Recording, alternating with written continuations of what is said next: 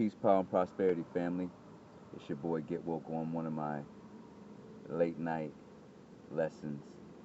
So as you see, it's dark because you don't really need to see me, you just need to hear me. Today's lesson is on the ultimate lie we tell ourselves. And this ultimate lie that we tell ourselves, when I talk about tell ourselves, is our ego self. The self that keeps us hostage to our true nature and our true abilities and our true abundance. And this lie we tell ourselves, maybe through education, systems of belief, that somehow we are separate from God, that there's a separation between us and God. But yet in biblical text, it speaks to the truth that I and God are one. It speaks to the truth that God created everything.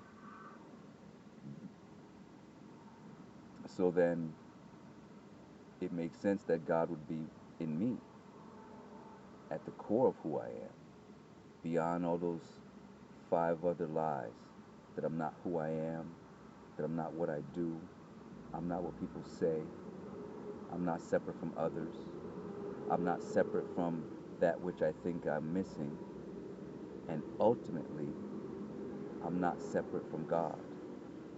And at the core of our very being, and the core of our essence of who we are, is love, divine love. And when we move with that divine love and that divine understanding and that divine knowledge, then as the biblical text speaks, all things shall be added unto you. So I'm having this conversation because earlier in the week, I had a conversation with a young man, I think he was about 24, 25, and we had went from a financial conversation to a spiritual conversation on the fact of when I spoke about the affirmations that I live by. And I asked him, where is the kingdom of heaven? And this is not funny, but it made me laugh at first. First he said over in Jerusalem. And I questioned that, and then he was like, well, up in the heavens. Up in the heavens? Like up in the trees? No, above the trees, up in the heavens. So, in your biblical text, you think the kingdom of heaven is up in the heavens. This is 2020, young man, 20 years old, who said he was Hebrew. Cool, let's have a discussion. In the biblical text, it talks about the kingdom of heaven being within us. And when we search there for the kingdom of heaven and reside there in the kingdom of heaven, all things shall be added unto you. So that again speaks to the oneness of my original nature of being at one with God. But yet, all those other lies my ego self tells me keeps me separate from the abundance and the life-changing thoughts that we all have, and the ideas that we all have, and the visions that we all have, and the imaginings we all have.